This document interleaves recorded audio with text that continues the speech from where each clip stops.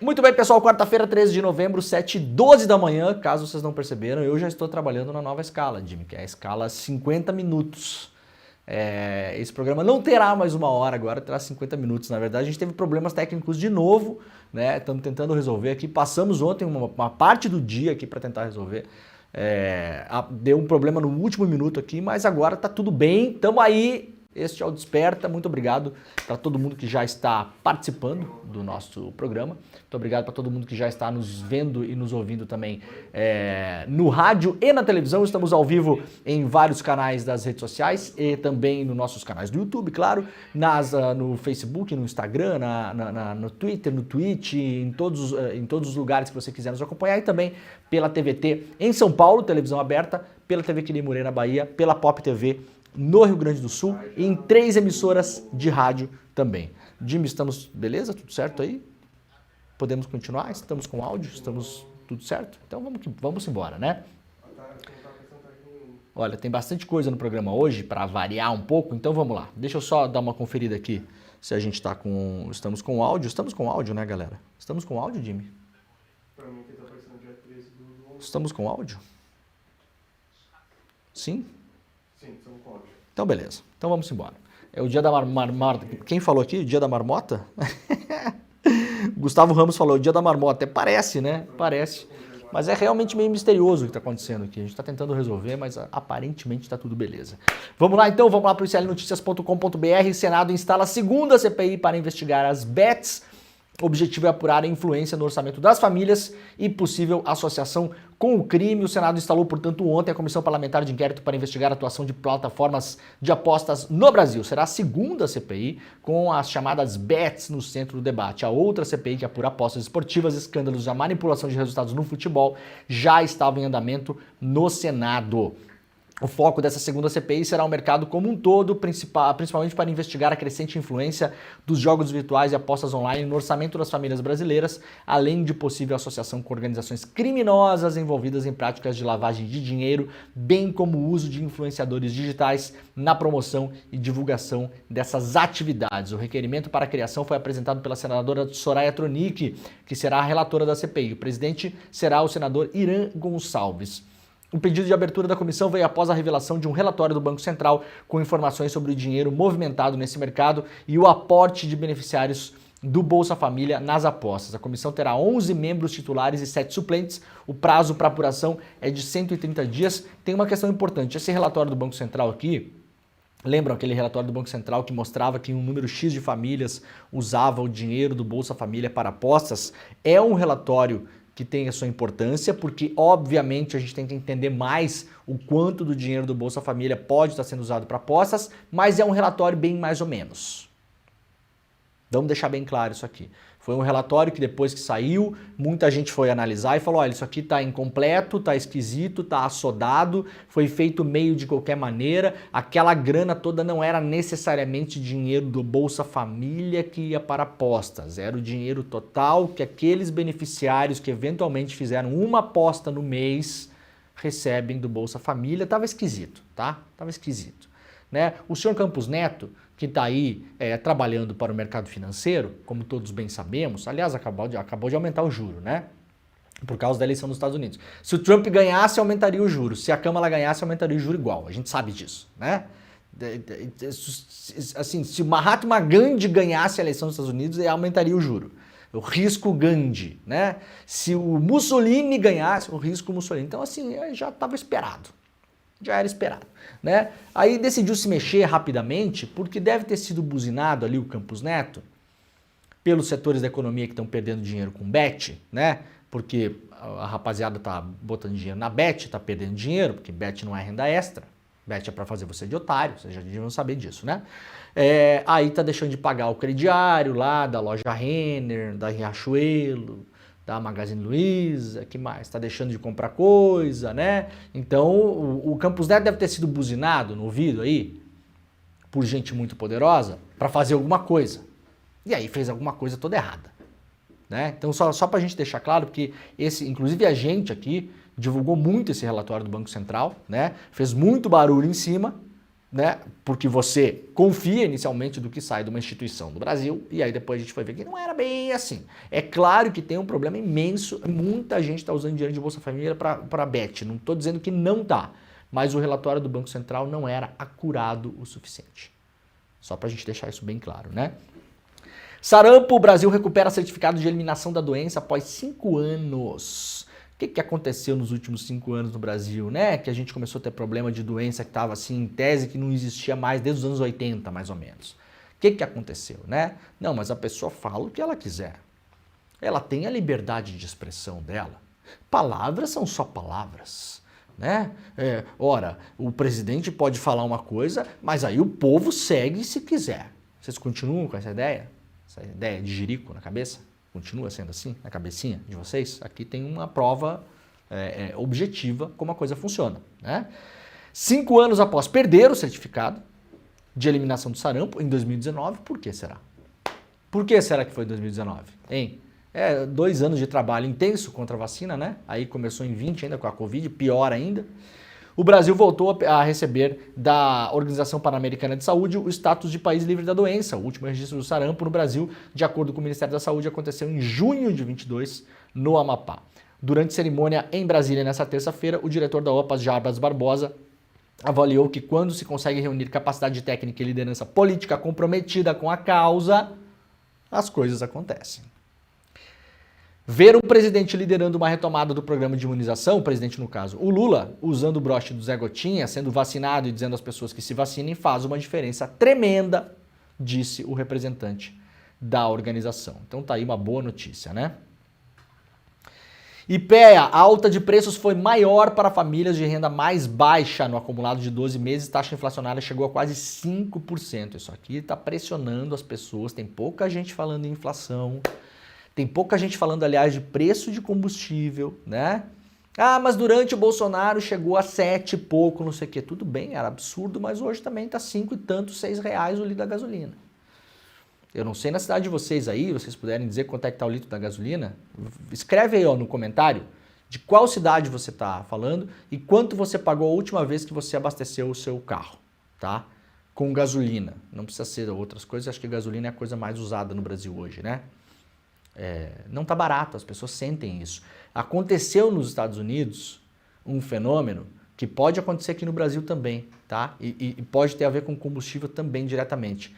A inflação nos Estados Unidos, que já agora, com análises mais a frio, talvez a maior parte dos analistas entendem que foi um dos fatores determinantes para a eleição do Trump e para a Câmara perder a eleição, porque ela era identificada, claro, com a administração atual, que é o Biden.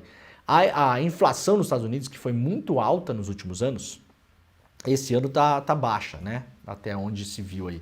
Mas nos últimos anos foi muito alta, ela foi herdada pelo Biden, do governo Trump, pela pandemia. Então vamos colocar a coisa assim, não dá nem para dizer que a inflação foi culpa ou responsabilidade do Trump, né? Teve pandemia, gente. A pandemia bagunçou tudo. E isso teve problema nas cadeias de suprimento, e aí teve inflação alta nos Estados Unidos. O Biden herdou aquela inflação. Os preços subiram. Quando o governo Biden começou, ele conseguiu estagnar a inflação, ela não subiu mais. Mas o sabor de preço alto ficou para as pessoas. O poder de compra de fato caiu. A gente viu aqui durante os últimos dias, várias vezes as nossas analistas internacionais, a Mila Burns, a Adriana Carranca, a Heloísa Vilela, as 3 falarem sobre isso, nos programas que elas participaram para falar sobre a eleição dos Estados Unidos. Então, o preço subiu e não desceu. Então, o preço subiu e ficou caro. A gasolina aqui no Brasil, tem pouca gente falando, mas eu tenho certeza que quem vai abastecer se incomoda. Porque o preço, durante o governo Bolsonaro, sim, de fato, como estava atrelado ao dólar, subiu muito mais. Se hoje tivesse atrelado ao dólar, vocês iam ver quanto é que a gente já está pagando gasolina hoje. Ia estar mais caro? Ah, Leandro, mas ia estar mais caro se fosse o Paulo Guedes. Ia estar mais caro. Isso aí vai para os idiotas que comparam o Paulo Guedes com o Haddad, inclusive, né? Sim, idiotas. Não tem outra palavra, tá? Ia estar mais caro se a política de paridade de preço do nosso petróleo internacional aqui fosse em dólar. Ou seja, durante o governo do Bolsonaro, nós pagamos gasolina no posto em dólar e o nosso salário é em real. Tá bom? Simplificar. Hoje não é mais assim. A Petrobras segura a onda. Segura a onda. Mas ainda a gasolina ainda não é barata no Brasil. Não é barata. A percepção... E gasolina é um negócio que, assim, quase todo mundo usa, né? É uma medida de preço importante para o Brasil inteiro. E ela não está barata. E a inflação para os mais pobres também não está boa. Também está crescendo. Né? Então, muitas vezes se pergunta a popularidade do Lula, não sei o quê, não sei o quê. Tem que olhar para isso. Tem que olhar para isso. Essa ideia de falar que a economia não importa mais tanto assim é uma ideia meio furada. Ah, mas os índices estão bons. Os índices estão bons. De fato, a economia brasileira, perto da média dos países do mundo, vai muito bem, obrigado. Né? Mas nesses índices, digamos assim, mais frios, né? mais geralzão, assim. O PIB, né? A taxa de desemprego, mas também a gente tem que ver a qualidade dos empregos. O salário médio melhorou, é o melhor salário médio das últimas não sei o quê. Tudo bem, gente, mas é assim, R$100 e poucos, um pouco mais legal do que no ano passado, do que no outro ano. Não é que assim que o salário médio agora assim tá 70% mais legal. Então, a sensação, a gente tem muita informalidade, as pessoas têm empregos sazonais, as pessoas têm renda muito... A gente tem milhões de pessoas no Brasil hoje com renda variável. Então, a gente não está mais no Brasil de uma década, 15 anos, 20 anos atrás, onde esses fatores todos do desemprego, da média salarial, do salário mínimo e tal, eles influenciavam diretamente a vida de quase todo mundo, né? Ou de muito mais gente do que hoje, vamos colocar assim. Hoje as pessoas vivem muito de renda variável. O que é renda variável? A pessoa tem uma MEI, né? Tem uma microempresa, a pessoa é uberizada, então ela presta diversos serviços que estão relacionados a você ganhar mais ou menos no final do mês, depende de como a coisa andar.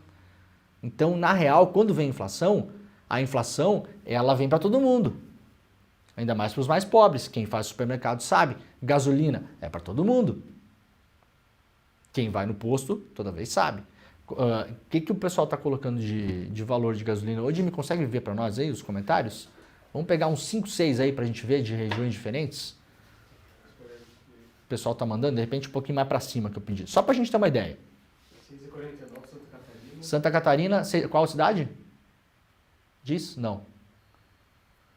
Não. Tá. Santa Catarina o pessoal mandou aí numa cidade. 6,49 da gasolina. Tá. Não é barato, gente. Pelo contrário. Onde? Natal, Rio Grande do Norte, entre 6 e 6,59. Natal, Rio Grande do Norte, entre 6 e 6,59. Isso é a última vez que a galera abasteceu, tá? O que mais? Içará, Santa Catarina, 6,27. Içará, Santa Catarina, 6,27 o litro da gasolina. Onde mais? Rio Grande do Sul, 5,69. 5,69 em Canoas, no Rio Grande do Sul. Aí já tá mais barato. 5,69. Mais uma. Minas Gerais? 6,35. Então vamos colocar aqui, ó. Canoas destoou para baixo. Mas a média é de 6 para cima. 6 para cima. Né? Mato Grosso, 6,78. Isso é o último tanque de gasolina que a galera botou no carro.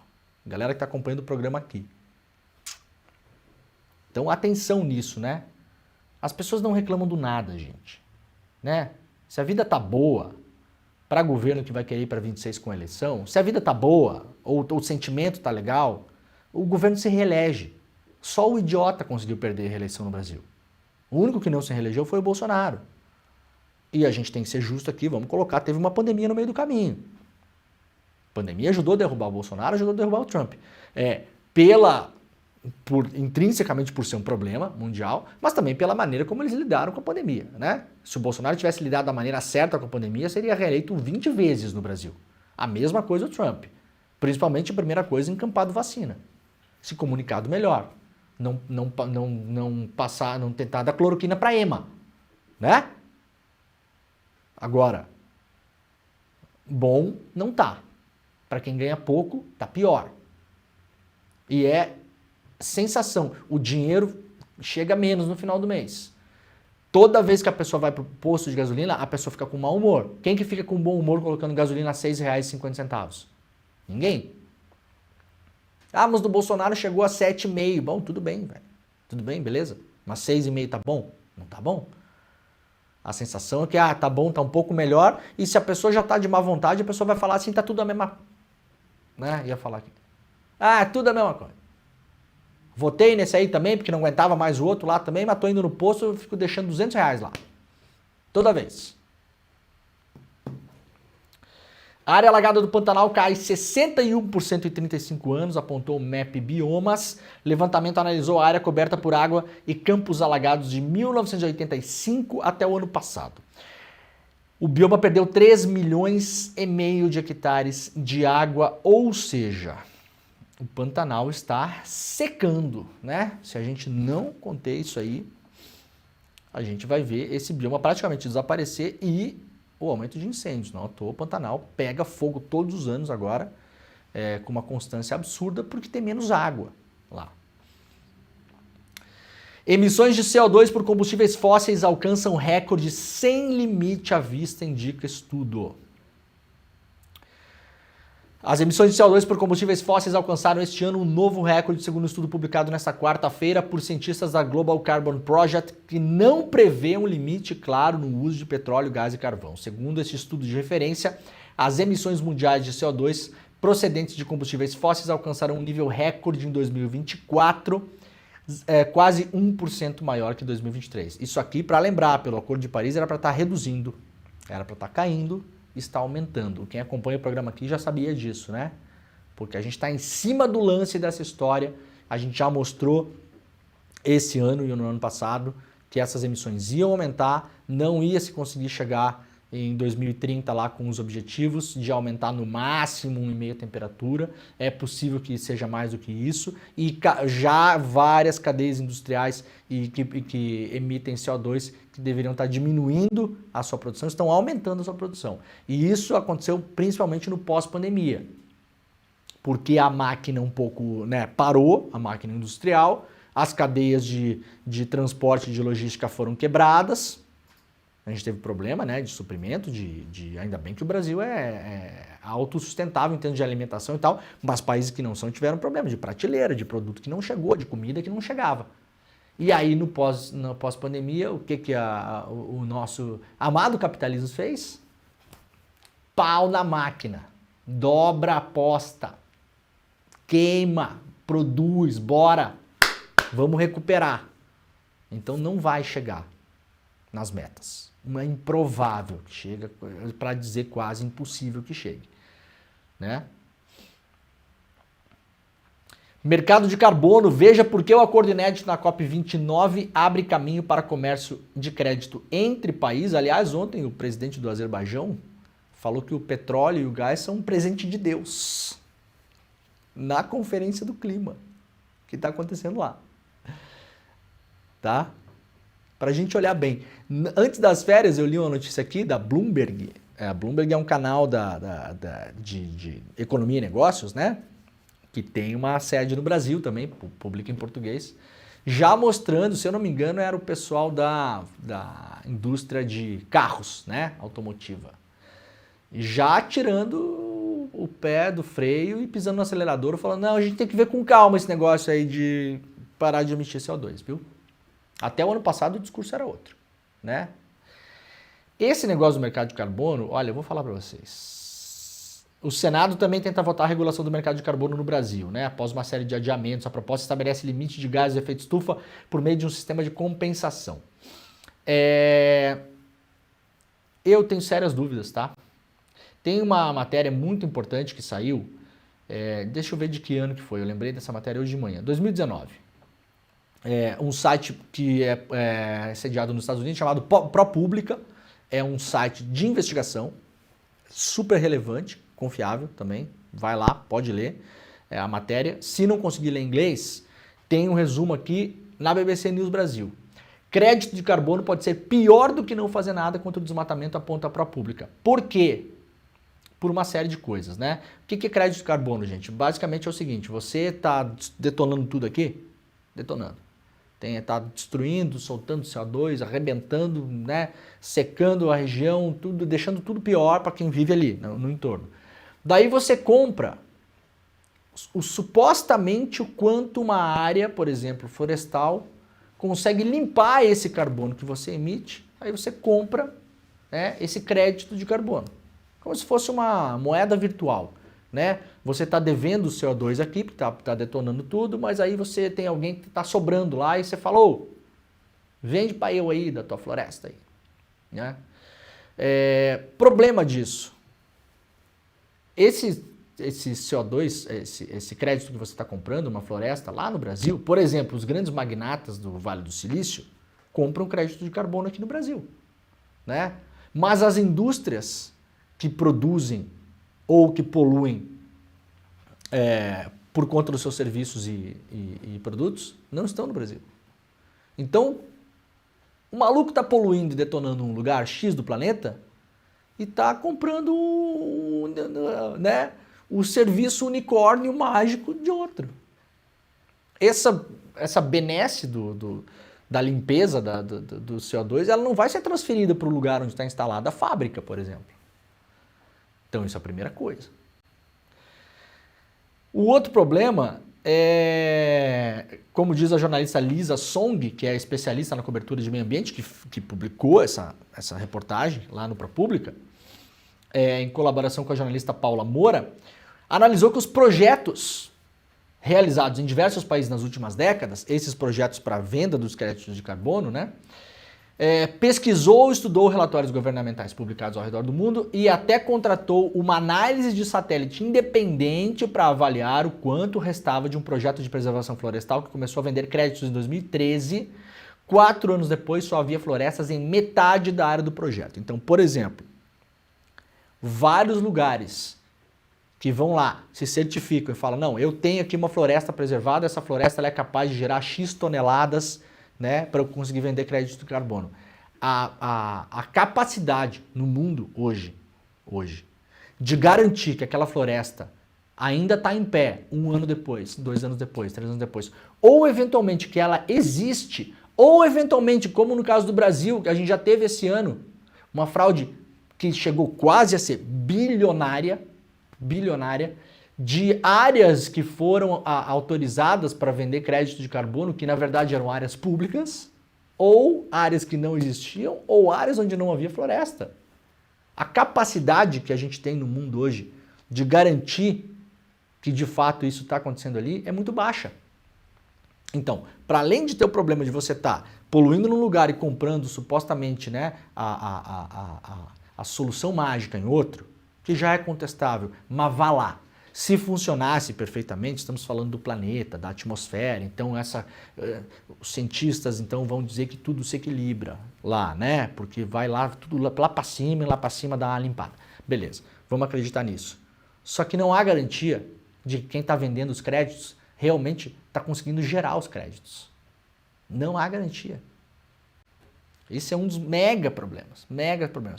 A conclusão da matéria da ProPublica é que os créditos de carbono não compensaram a quantidade de poluição que se esperava, ou trouxeram ganhos que foram rapidamente revertidos e que não podiam ser nem comprovados e nem medidos. Lembrando uma outra matéria, porque eu vou falar um pouco disso aqui, porque a gente vem tratando muito desse assunto.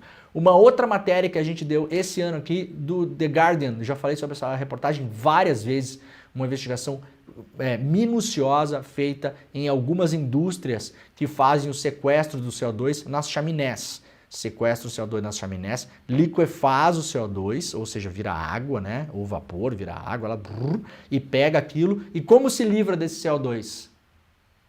Sabem como se livra do CO2? Injeta no solo. É assim que é, tá? Comprovadamente que esses projetos pilotos não funcionam. Não são eficientes. Então a gente tem um mega problema pela frente, gente. É um mega problema. A galera da grana já sabe disso tudo que eu tô falando para vocês aqui, tá? Isso só é novidade para nós. Quem tem dinheiro mesmo no mundo sabe de tudo isso que eu tô falando aqui. Quem tem dinheiro no mundo mesmo está inclusive especulando com o mercado de carbono. Vocês tenham certeza, a galera, quem vai ganhar dinheiro com o mercado de carbono aqui no Brasil, no geral, é quem já tem muita grana. E sabendo que boa parte desse mercado é balela. Tá? É solução mágica.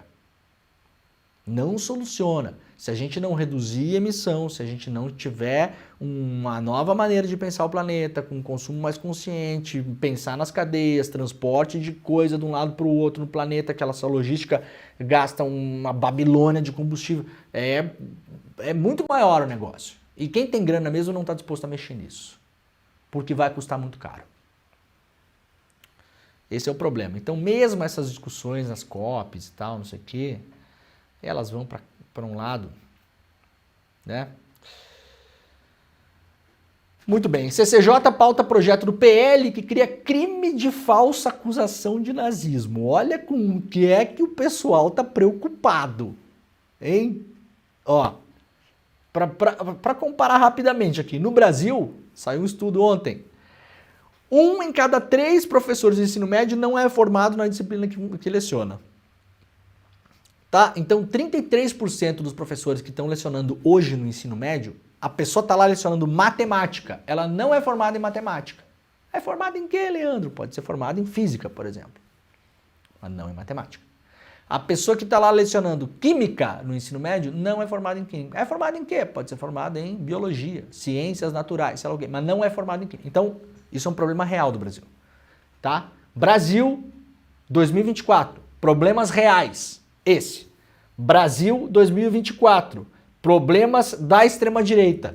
Criar PL, projeto de lei, que vai tomar tempo de deputado, vai fazer comissão, vai fazer debate, vai levar supostos especialistas, vai fazer transmissão na TV Câmara, vai fazer viagem, vai pagar hotel para essa gente, vai encher o nosso saco. Porque um bando de nazista está preocupado que o pessoal está falando muito de nazismo por aí. Muito de nazismo por aí. Né? Quer ver um exemplo? Olha só que loucura, né? Só para lembrar, a Júlia Zanatta, que já falamos aqui, deputada, lá por Santa Catarina, né? Ela processou o Felipe Neto, porque o Felipe Neto notou, como muita gente notou, que ela usa essa tiarinha que era muito usada pelas criancinhas inocentes na Alemanha nazista dos anos 30 e 40. Felipe Neto notou isso. Júlia Zanatta não gostou. Por quê? Vamos criar um PL contra a falsa acusação de nazismo, gente. Isso aqui é um problemão do país. Professor que não é formado na disciplina que leciona, tudo que a gente falou aqui, inflação, gasolina, não. O problema do Brasil hoje é que milhões de trabalhadores estão sendo falsamente acusados de ser nazista. Ah, resolveu isso aqui, resolveu tudo. Felipe Neto falou da Júlia Zanatta o seguinte: essa coroa que a Júlia Zanatta usa, ela é tida por muita gente como um símbolo de apologia ao nazismo. O que é verdade, é um fato histórico. Não é a opinião do Felipe Neto. Aliás, não foi nem ele que notou isso. Tá? Foram outras pessoas. Disse ele ainda sobre Júlia Zanatta. Essa moça, Júlia Zanatta, usa quase o tempo inteiro a coroinha de flores. Mas garante que não é essa a sua motivação. Porém, olha só que curioso. Ela tirou a coroa de flores quando foi falar no Parlamento Europeu. Por que será a Júlia Zanatta com medo? Eventualmente de ser presa? E eu não tô brincando, não. Esse negócio da cadeia, tá? Esse negócio da cadeia. Júlia Zanatta processou o Felipe Neto e perdeu. Tá? Perdeu. Até porque Felipe Neto não estava acusando Júlia Zanatta de ser nazista. Estava notando um fato histórico, que essa coroa era usada como um símbolo do regime nazista na Alemanha nos anos 30 e nos anos 40, o que está historicamente correto. Ao invés das deputadas se preocuparem com isso e criarem caso e gastarem o nosso dinheiro para fazer essa discussão estúpida sobre falsa acusação de nazismo, sabe o que Júlia Zanatta resolveria muito dos seus problemas? para as pessoas não a acusarem falsamente de ser nazista, tirar essa porcaria dessa coroa da cabeça. Eu não posso imaginar que ela durma com isso, então seria até fácil, porque na hora que acordar de manhã, é só nem colocar, né? É só nem colocar, mas não. Espero que quem votou nessa gente esteja feliz, tá? Isso, estão gastando nosso dinheiro para isso. Tá ruim seu salário aí? Não é problema, eles estão lá discutindo falsa acusação de nazismo, tá, gente? Não tá bom aí no final do mês, não tá legal, a renda tá baixa, vira isso aí, reclama do PT, tá? Vai reclamar do PT. Enquanto eles distraem você com a cenourinha do PT, né? Sabe o burro tentando pegar a cenoura, né? Sabe, né? Tadinho do burro, mas é o popular, as pessoas entendem mais assim, né? Então, sabe o burro que fica caminhando com a cenourinha na ponta do anzol? Essa cenourinha é o PT, tá? Em cima do burro tá a Júlia Zanata, a Bia Kicis, o Nicolas Ferreira. E o burro, você pode imaginar quem é, né? Muito bem, olha, matéria muito boa lá do UOL, publicada hoje, assinada pela Juliana Sayuri, Flávio Costa e Pedro Borges. Os 71 terrenos que ligam Milton Leite e o acusado de lavar dinheiro para o PCC, o presidente da Câmara Municipal de São Paulo, Milton Leite, todo poderoso Milton Leite, presidente da Câmara Municipal da maior cidade do país, e o dirigente da empresa de ônibus Transvolf, Luiz Ricardo Efigênio Pacheco, fizeram ao menos 71 acordos imobiliários. O pessoal gosta de imóvel, né? Investigação da Operação Fim da Linha, conduzida pelo Ministério Público de São Paulo, apura-se Leite e Pandora são sócios. O presidente da Câmara, claro, nega as relações. A Transvolf é acusada de lavar dinheiro para o PCC. O UOL fez um levantamento inédito de imóveis que vinculam Leite a Pandora. A reportagem teve acesso a matrículas e escrituras registradas em cartório. Os 71 acordos referem-se a terrenos de loteamento Jardim Natália, em Sorocaba, no interior de São Paulo. As negociações aconteceram entre 2015 e o ano passado e envolvem a Neumax, construtora da família de Milton Leite, e a LCP Empreendimentos e Participações, uma holding da qual Pandora é sócio. O total negociado foi quase 9 milhões de reais. Essa Transvolf é uma das duas empresas que caíram numa operação, que são empresas que estão na mira aí do Ministério Público de São Paulo, empresas praticamente do PCC. Praticamente do PCC, assim como fazia e faz a máfia italiana. Idêntico.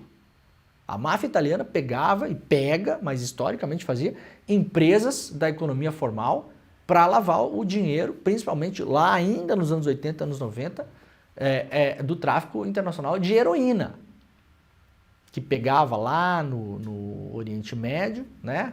A matéria-prima da papoula, refinava na França inicialmente e depois na Itália e mandava para os Estados Unidos. Pegava como essas empresas, geralmente até nem montava do zero, porque era muito arriscado, dava muito na vista. Ou pegava empresas já existentes, muitas vezes cooptava os donos, outras vezes se aproximava dos donos que estavam em dificuldade financeira, oferecia empréstimos, depois a pessoa não conseguia pagar o empréstimo, então a máfia tomava conta das empresas. E falava, olha, já que você não conseguiu pagar o empréstimo, fica tranquilo, tá? Fica tranquilo. Você só precisa fazer umas coisas pra gente aqui, a gente vai botar um contador aqui dentro e vida que segue. Vida que segue. Essa Transvolf, essa empresa, é uma das duas que caiu na Operação Fim da Linha, né? A outra era a UpBus, sobre envolvimento em relação ao PCC.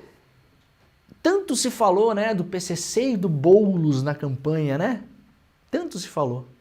Veja só que curioso. Numa terça-feira qualquer, dia 9 de 2024, em abril desse ano, tem uma operação chamada Fim da Linha que mira a cúpula das empresas. Transvolf, essa que agora a reportagem levanta a ligação com o presidente da Câmara Municipal de São Paulo, e uma outra empresa chamada UpBus. Essas duas apontadas como um possível envolvimento direto na lavagem de dinheiro do primeiro comando da capital. No dia seguinte, dia 10, o Ricardo Nunes está no pátio de uma das empresas elogiando a empresa. Não é o Boulos, tá, gente? Não é o Boulos. Não é o MST. Não é o Che Guevara. Não é o Mao Tse Tung. Não é o Fidel Castro. Tá bom? É o Ricardo Nunes. No dia 9 tem a operação. No dia seguinte ele está no pátio da empresa, elogiando a empresa. A gente tem um vídeo aqui, Jimmy. Vamos colocar o vídeo para a galera ver aí? Bota lá.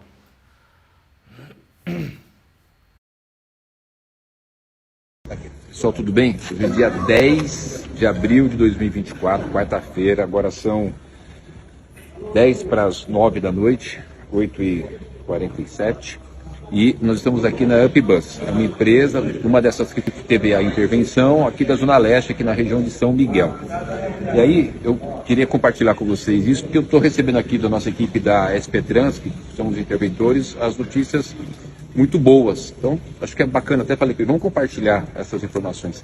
Levi, que é o presidente da SP Trans, está me contando então que chegou aqui, os ônibus, tudo ok, todos os funcionários registrados, o interventor é o Wagner. Aqui nessa empresa, para você ter ideia, pega minha colinha aqui, ó. São 159 ônibus e 565 funcionários. Fala, Wagner. Uma empresa maravilhosa, uma empresa que vem apresentando todos os índices operacionais bastante satisfatórios. Toda a frota operacional está na rua, tá? RH em ordem, manutenção em ordem, tá? Poucos carros. Então, só para colocar as coisas da forma correta, porque tem gente querendo fazer carnaval, circo, em cima de uma situação muito delicada, e nós da Prefeitura de São Paulo não estamos aqui para fazer carnaval, estamos aqui para cumprir a legislação, para poder atender a população. Então foi muito bom esse depoimento aí. Queria aproveitar aqui e parabenizar, porque quando a gente tem uma concessionária que presta um serviço, que atende o Investigação de um sistema mafioso usando empresas de transporte público em São Paulo. Para o Ricardo Nunes é o quê? Intriga e carnaval. Intriga e carnaval. Tem muita gente aí que quer fazer carnaval, né?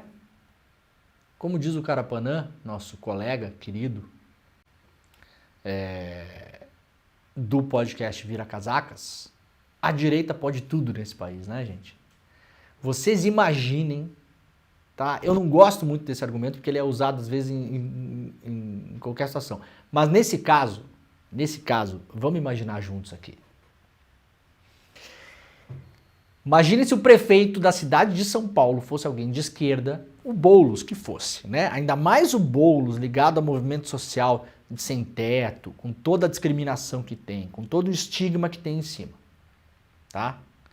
Aí, para além disso, o presidente da Câmara de São Paulo é de esquerda também. Vamos colocar assim, é um comunista, tá?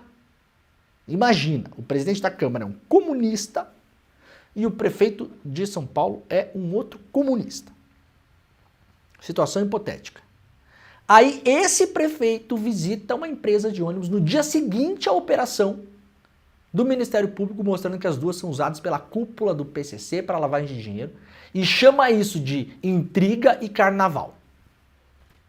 E aí depois sai a matéria, reportagem, da Juliana Sayuri, do Pedro Borges e do Flávio Costa, no UOL, mostrando que o presidente da Câmara de São Paulo, este comunista, negociou 71 terrenos com um dos cabeças de uma dessas empresas de ônibus, que é apontada pelo Ministério Público de São Paulo como sendo usada pelo PCC para lavar dinheiro. Olha, já tinha caído todo mundo, já tinha gente assim, tinha gente em Guantánamo já, tá? Tinha gente já, assim, em Alcatraz, que nem funciona mais, inclusive. Agora, direita nesse país, coisa de corrupção também não cola, né? Tá tudo liberado. É impressionante, né? Quem que era ligado ao PCC mesmo, Ricardo Nunes? Não lembro o que o senhor falava na campanha. O senhor vai levantar agora da cadeira para falar alguma coisa ou soltar uma nota em relação ao Milton Leite? Uma das suas grandes preocupações na campanha era o PCC? Não era? Tarcísio,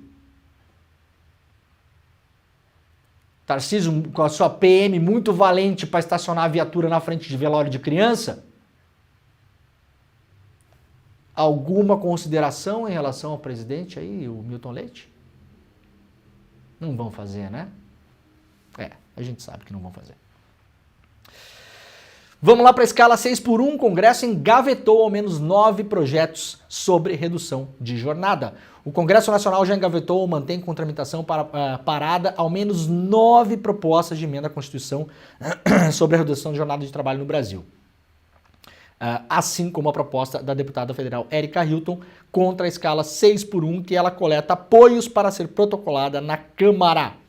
A Câmara tem 3 propostas semelhantes já arquivadas. Entre os textos arquivados, 2 empacaram na Comissão de Constituição e Justiça e foram arquivados em 2003, primeiro ano do governo petista, e 2007, mesmo com pareceres favoráveis dos relatores Sigmaringa Seixas, do PT, e Zé Genuíno, do PT. Isso aqui é bom para refrescar a memória também e calar a boca de muita gente aí que acha que descobriu a roda. E não estou falando da Érica Hilton e nem do Rick, que é o vereador eleito do Rio de Janeiro, que estão levantando esse assunto agora. E sim, agora o protagonismo é deles, porque o protagonismo ele vai também para quem merece. A Érica e o Henrique conseguiram levantar essa história, inflamar a população, e eles estão liderando esse movimento. Tem muita gente aí também que está tentando roubar o holofote, né? Agora, não dá para dizer que outras tentativas não foram feitas. Isso aqui é primeiro ano do PT, 2003. Deputados petistas, um deles o Zé Genuíno, tá? Então, assim, não é de hoje. Agora, nessa época não se conseguiu avançar, hoje está conseguindo avançar. Então a gente tem que embarcar nesse barco aí, né? A Érica Hilton e o Rick conseguiram remar mais forte o barco, então bora embarcar o barco, né? E tocar o pau. Também sou muito contra essa ideia de que tem gente falando também, né? E parece que a Érica Hilton e o Rick inventaram essa pauta. Eles não estão dizendo que eles inventaram, gente, mas eles conseguiram levantar a bola. Coisa que eventualmente quem está criticando não conseguiu. Tá? Então senta na cadeirinha aí que você é espectador dessa parada. Tá bom? É como se tivesse inventado agora. Ninguém está dizendo que inventou agora. Ninguém está falando nada que inventou agora. Até porque projeto de lei, se você puxar qualquer assunto aí, deve ter 50 projetos de lei no Brasil nos últimos 40 anos. De tudo que é tipo de coisa. Só que em algum momento histórico, um vai vingar, um vai aparecer, um vai subir. E esse subiu agora. Tá? Então para de sumir aí. Para de sumir. Nem tanto ao céu, nem tanto à terra. Nem tanto assim, o PT nunca fez nada. Tá aqui a prova, que é mentira. Fez, tentou, empurrou, levou, mas não conseguiu. E nem tanto a parada assim também, que agora tem que dar o mérito para. Então vamos dar o mérito lá para os bolcheviques, lá na Rússia também. Agora tem brasileiro querendo dizer que inventou a lei trabalhista. Tá? Então vocês dão uma segurada, vocês aí também. Tem gente que só aparece para atrapalhar, né? Vereadores de São Paulo aumentam 40% o próprio salário. Eles vão receber mais de R$26 mil em 2025. E aí um último rapidamente aqui sobre o ajuste fiscal. Deixa eu só ver se não tem mais alguma coisa que eu queria falar que não pode ser. Tem as questões do Trump, eu vou falar amanhã, tá? O Trump confirmou o Elon Musk vai trabalhar no governo, numa espécie de ministério, lá não tem ministério, né? Secretaria especial, não sei o quê, para corte de gastos, enxugamento da máquina. Veja, o Elon Musk, que tem vários contratos com o governo dos Estados Unidos, vai cuidar dos contratos com o governo dos Estados Unidos. É lindo, né? Tem gente que acha o máximo isso. Legal, né? Conflito de interesse? Nenhum. Vai atuar a favor dos próprios negócios? Claro que não. É uma máfia de bilionários tomando conta do governo dos Estados Unidos? Claro que não. Também é novidade isso? Também não é novidade. Né? Nos Estados Unidos só muda as moscas, né, gente? Só muda a mosca. O cocô é o mesmo ali embaixo, sempre, tá? Ó, a revista Fórum traz aqui, chama de ousado o plano de Lula para cortar gastos com militares e poupar a área social. Acho que tá uma exagerada nesse ousado plano de Lula. O Lula não tem um plano ousado nem nada. O Lula tá tentando se equilibrar. O que está acontecendo no governo hoje é que há uma pressão para cortar gastos, o governo está sucumbindo a essa pressão vem principalmente do mercado financeiro, tá? O governo não tem muita força para lutar contra isso, não tem de fato, materialmente está colocado, é um governo com 120 votos na Câmara, não pode pisar fora do riscado, senão vai tomar um impeachment no meio das fuças. Essa é a real. Quem faz qualquer análise política sem considerar isso está falando bobagem, tá bom?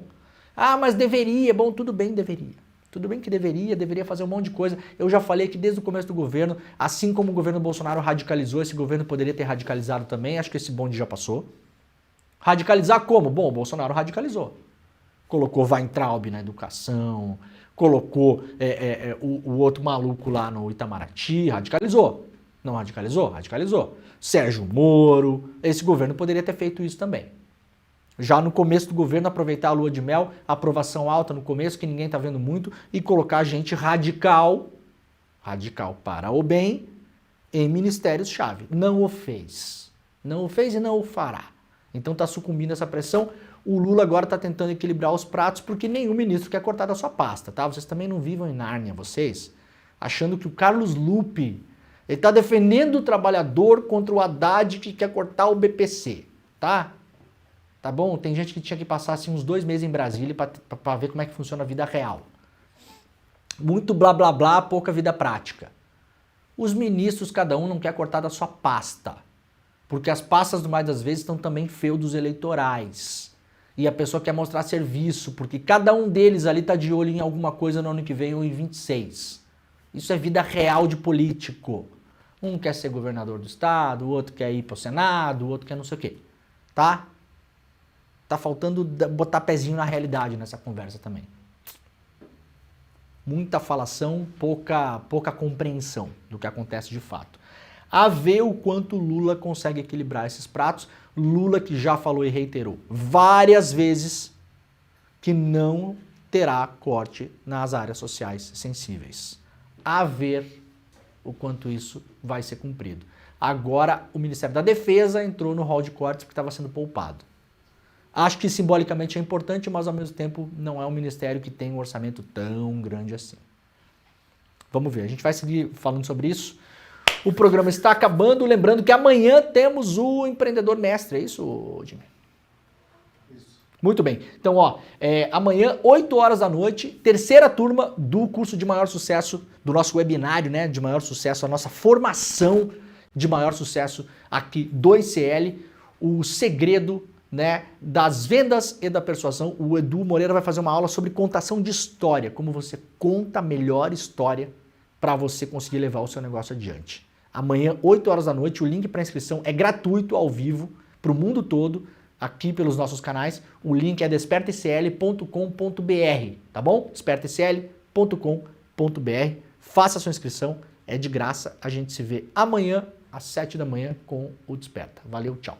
Tá chegando o dia, amanhã a nossa aula sobre os segredos das vendas e da persuasão. A gente vai aprender amanhã como contar histórias que vendem e convencem. Vai aprender a jornada do herói, muita técnica, muita ciência sobre vendas e persuasão. Muito importante, as pessoas usam muito isso para convencer de coisas ruins, de teorias da conspiração. A extrema-direita faz muito isso. Vamos usar para o bem isso e defender as causas nobres com técnica, com ciência de vendas e de persuasão. É gratuito participar. Se você não está inscrito ou inscrita, clica no botão Saiba Mais aqui e se inscreva gratuitamente. Amanhã, às 8 horas da noite.